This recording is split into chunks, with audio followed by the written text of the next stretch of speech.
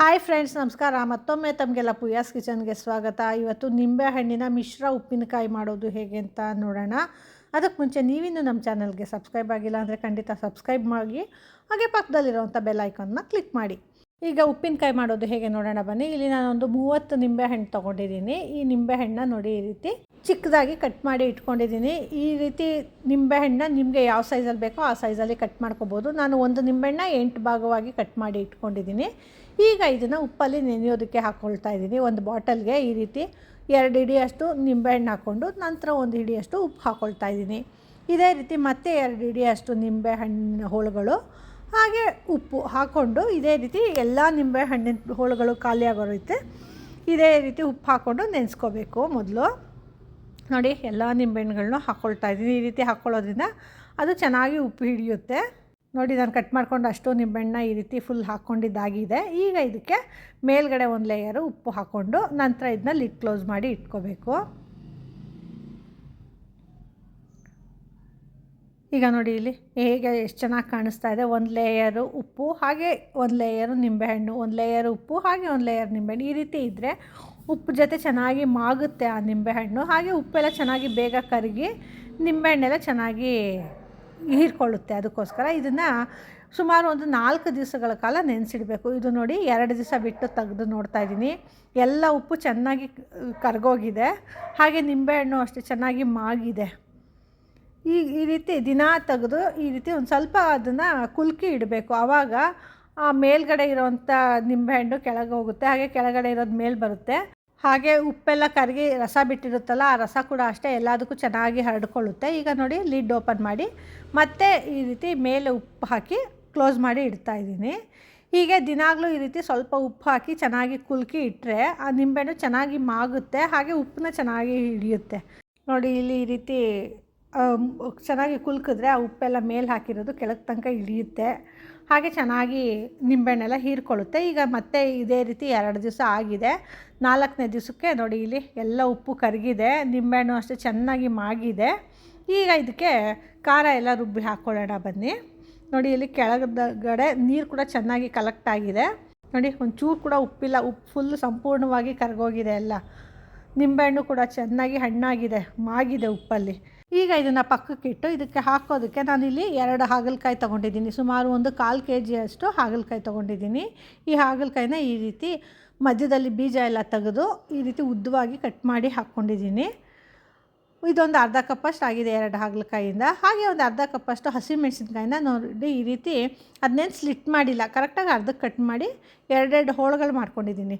ಈಗ ಉಪ್ಪಿನಕಾಯಿಗೆ ಹಾಕೋದಕ್ಕೆ ಪುಡಿನ ಮಾಡ್ಕೊಳ್ಳೋಣ ಬನ್ನಿ. ಇದಕ್ಕೆ ನಾನು 2 ಸ್ಪೂನಷ್ಟು ಮೆಂತ್ಯ ಕಾಳು ಹಾಕ್ಕೊಂಡಿದ್ದೀನಿ. ಈ ಮೆಂತ್ಯ ಕಾಳನ್ನ ಒಳ್ಳೆ ಘಮ ಬರೋ ರೀತಿ ಸಣ್ಣ ಉರಿಲಿ ಚೆನ್ನಾಗಿ ಹುರ್ಕೋಬೇಕು.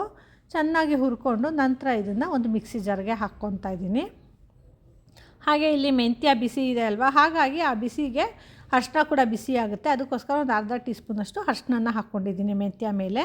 ಈಗ ಅದೇ ಬಾಣಲೆಗೆ 2 ಸ್ಪೂನಷ್ಟು ಸಾಸಿವೆ ಕೂಡ ಹಾಕ್ಕೊಂಡು ಒಳ್ಳೆ ಘಮ ಬರೋ ರೀತಿ ಹುರ್ಕೊತಾ ಇದ್ದೀನಿ. ಈ ಸಾಸಿವೆ ಅಂತೂ ಬೇಗನೆ ಆಗೋಗ್ಬಿಡುತ್ತೆ, ಹಾಗಾಗಿ ಸಣ್ಣ ಉರಿಲಿ ಒಳ್ಳೆ ಘಮ ಬರೋ ರೀತಿ ಹುರ್ಕೋಬೇಕು. ಈಗ ಹುರ್ಕೊಂಡು ನಂತರ ಮೆಂತ್ಯ ಮತ್ತು ಅರಿಶಿನ ಹಾಕ್ಕೊಂಡಿದ್ದೀನಲ್ಲ ಅದೇ ಜಾರ್ಗೆ ಹಾಕ್ಕೊಂಡಿದ್ದೀನಿ.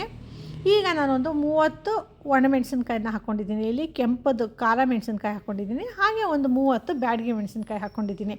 ಇಲ್ಲಿ ನಾನು ಒಂದು 30 ನಿಂಬೆಹಣ್ಣು ತೊಗೊಂಡಿರೋದ್ರಿಂದ ಅದೇ ಅಳತೆಯಲ್ಲಿ ಖಾರ ಕೂಡ ಹಾಕ್ಕೊಂಡಿದ್ದೀನಿ. ಹಾಗೆ ಇಲ್ಲಿ ನಾನು ಹಸಿಮೆಣಸಿನ್ಕಾಯಿನ ಕೂಡ ಉಪ್ಪಿನಕಾಯಿಗೆ ಹಾಕ್ಕೊಳ್ಳೋದ್ರಿಂದ ಅದು ಕೂಡ ಖಾರ ಬಿಡುತ್ತಲ್ವ, ಹಾಗಾಗಿ ಈ ಅಳತೆಯಲ್ಲಿ ಹಾಕ್ಕೊಂಡ್ರೆ ಕರೆಕ್ಟಾಗಿರುತ್ತೆ. ಈಗ ಇದನ್ನು 1 ಸ್ಪೂನಷ್ಟು ಎಣ್ಣೆ ಹಾಕ್ಕೊಂಡು ಹುರ್ಕೊತಾ ಇದ್ದೀನಿ. ಈ ರೀತಿ ಎಣ್ಣೆ ಹಾಕ್ಕೊಂಡು ಹುರಿಯೋದ್ರಿಂದ ಅದು ಘಾಟ್ ಆಗೋದಿಲ್ಲ, ಅದಕ್ಕೋಸ್ಕರ. ಈಗ ನೋಡಿ ಚೆನ್ನಾಗಿ ಹುರ್ಕೊಂಡಿದ್ದಾಗಿದೆ. ಹಾಗೆ ಇಷ್ಟು ಉದ್ದ ಇದ್ದರೆ ಮೆಣಸಿನ್ಕಾಯಿ ಮಿಕ್ಸಿ ಜಾರ್ಗೆ ಹಾಕ್ಕೊಳ್ಳೋದಕ್ಕೆ ಕಷ್ಟ ಆಗುತ್ತೆ, ಅದಕ್ಕೆ ಈ ರೀತಿ ಸಣ್ಣದಾಗಿ ಕಟ್ ಮಾಡಿಕೊಂಡು ಇದು ಸ್ವಲ್ಪ ತಣ್ಣಗಾದ ನಂತರ ಇದನ್ನ ಕೂಡ ಮಿಕ್ಸಿ ಜಾರ್ಗೆ ಹಾಕ್ಕೊತಾ ಇದ್ದೀನಿ. ಈ ರೀತಿ ಮಿಕ್ಸಿ ಜಾರ್ಗೆ ಹಾಕ್ಕೊಂಡು ಚೆನ್ನಾಗಿ ನೈಸ್ ಪೌಡ್ರ್ ಆಗೋ ರೀತಿ ಪೌಡ್ರ್ ಮಾಡ್ಕೋಬೇಕು.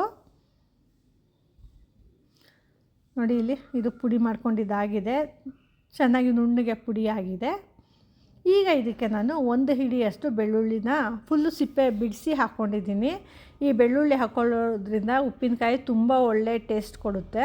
ನೋಡಿ ಸುಮಾರು 1 ಹಿಡಿ ಆಗೋಷ್ಟು ಬೆಳ್ಳುಳ್ಳಿ ಹಾಕ್ಕೊಂಡಿದ್ದೀನಿ. ಈಗ ಇದನ್ನು ನೀರು ಹಾಕ್ಕೊಳ್ಳೋದೇನು ಬೇಕಿಲ್ಲ, ಹಾಗೇ ಗ್ರೈಂಡ್ ಮಾಡಿಕೊಂಡ್ರೆ ಚೆನ್ನಾಗಿರುತ್ತೆ. ನೋಡಿ ಇಲ್ಲಿ ರುಬ್ಕೊಂಡಿದ್ದಾಗಿದೆ. ಈ ಬೆಳ್ಳುಳ್ಳಿ ಚೆನ್ನಾಗಿ ಈ ಪುಡಿನಲ್ಲಿ ಮಿಕ್ಸ್ ಆಗಿದೆ. ನೋಡಿ ಎಷ್ಟು ಚೆನ್ನಾಗಿ ಬೆರ್ತಿದೆ. ಈಗ ಇದನ್ನು ಪಕ್ಕಕ್ಕೆ ಇಟ್ಕೊಂಡು ಒಗ್ಗರಣೆಗೆ ನಾನಿಲ್ಲಿ ಅರ್ಧ ಕಪ್ಪಷ್ಟು ಎಣ್ಣೆ ಹಾಕ್ಕೊಂಡಿದ್ದೀನಿ. ಈ ಎಣ್ಣೆ ಚೆನ್ನಾಗಿ ಕಾದ ನಂತರ ಇದಕ್ಕೆ ಒಂದು ಸ್ಪೂನಷ್ಟು ಸಾಸಿವೆ ಹಾಕ್ಕೊಂಡಿದ್ದೀನಿ. ಈ ಸಾಸಿವೆ ಎಲ್ಲ ಚೆನ್ನಾಗಿ ಸಿಡಿದ ನಂತರ ಇದಕ್ಕೆ ಸ್ವಲ್ಪ ಹಿಂಗೆ ಕೂಡ ಹಾಕ್ಕೊಂಡು ಹಾಗೆ ಒಂದು ಬ್ಯಾಡಗಿ ಮೆಣಸಿನ್ಕಾಯಿನ ಸುಮ್ಮನೆ ದೊಡ್ಡದಾಗಿ ಮುರಿದು ಹಾಕ್ಕೊಂಡಿದ್ದೀನಿ. ಈ ಒಗ್ಗರಣೆ ಎಲ್ಲ ಚೆನ್ನಾಗಿ ಸಂಪೂರ್ಣವಾಗಿ ತಣ್ಣಗಾಗಬೇಕು. ನಂತರನೇ ಈ ಉಪ್ಪಿನಕಾಯಿನ ಇದಕ್ಕೆ ಹಾಕ್ಕೋಬೇಕು. ನೋಡಿ ಈಗ ಇದು ಸಂಪೂರ್ಣವಾಗಿ ತಣ್ಣಗಾಗಿದೆ. ಈ ಉಪ್ಪಲ್ಲಿ ಚೆನ್ನಾಗಿ ನೆಂದಿರೋವಂಥ ನಿಂಬೆಹಣ್ಣಿನ ಹೋಳುಗಳನ್ನ ಹಾಕ್ಕೊಳ್ತಾ ಇದ್ದೀನಿ ಮೊದಲಿಗೆ. ನಂತರ ಈ ಹಾಗಲಕಾಯಿನ ಕಟ್ ಮಾಡ್ಕೊಂಡಿದ್ವಲ್ಲ ಅದನ್ನ ಕೂಡ ಇದಕ್ಕೆ ಸೇರಿಸ್ಕೊತಾ ಇದ್ದೀನಿ. ಹಾಗೆ ಹಸಿಮೆಣಸಿನ್ಕಾಯಿನ ಕಟ್ ಮಾಡಿ ಇಟ್ಕೊಂಡಿದ್ವಲ್ಲ ಅದನ್ನ ಕೂಡ ಹಾಕ್ಕೊತಾ ಇದ್ದೀನಿ. ಇದೆಲ್ಲ ಉಪ್ಪಲ್ಲಿ ನೆನೆಯುವಂಥ ಅವಶ್ಯಕತೆ ಇಲ್ಲ. ಇದು ಉಪ್ಪಿನಕಾಯಿ ನಾವು ಹಾಕ್ತಾ ಇದ್ವಲ್ಲ ಆ ಟೈಮಲ್ಲೇ ಇದನ್ನೆಲ್ಲ ಸೇರಿಸ್ಕೋಬೇಕು, ಆವಾಗೇ ಚೆನ್ನಾಗಿರುತ್ತೆ. ಈಗ ಇದನ್ನೆಲ್ಲ ಮೊದಲಿಗೆ ಸ್ವಲ್ಪ ಲೈಟಾಗಿ ಮಿಕ್ಸ್ ಮಾಡ್ಕೊತಾ ಇದ್ದೀನಿ.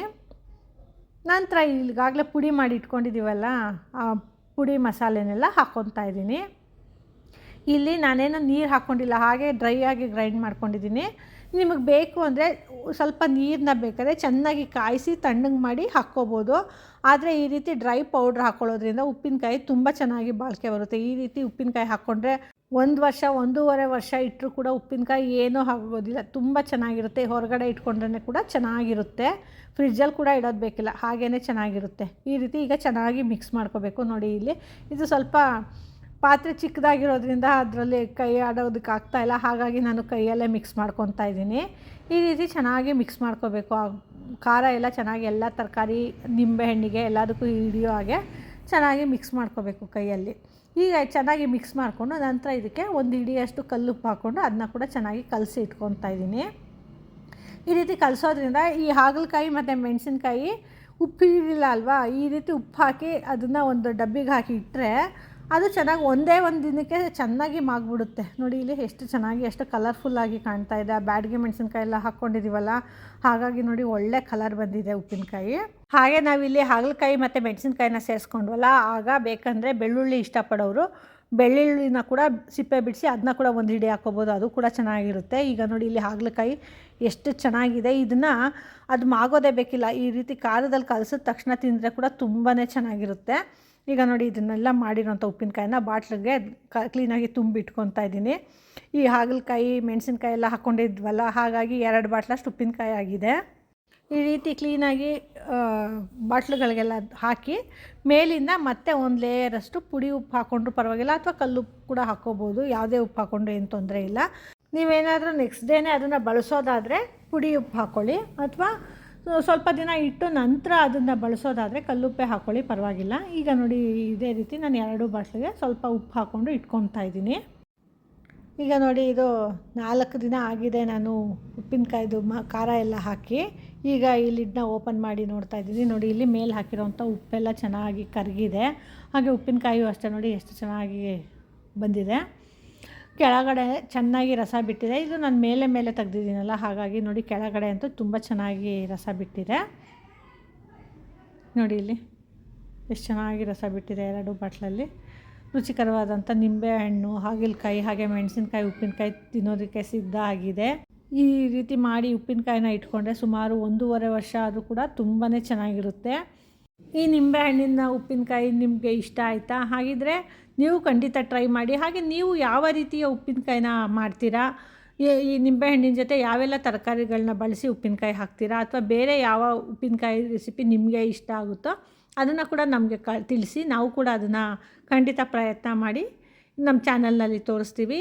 ಈ ರೆಸಿಪಿ ನಿಮಗೆ ಇಷ್ಟ ಆಯಿತಾ? ಹಾಗಿದ್ರೆ ಇನ್ನೂ ಹೆಚ್ಚು ವೀಡಿಯೋಸ್ಗಳಿಗಾಗಿ ನಮ್ಮ ಪುಯಾಸ್ ಕಿಚನ್ನ ಲೈಕ್ ಮಾಡಿ, ಶೇರ್ ಮಾಡಿ, ಹಾಗೆ ಸಬ್ಸ್ಕ್ರೈಬ್ ಮಾಡಿ. ಧನ್ಯವಾದಗಳು.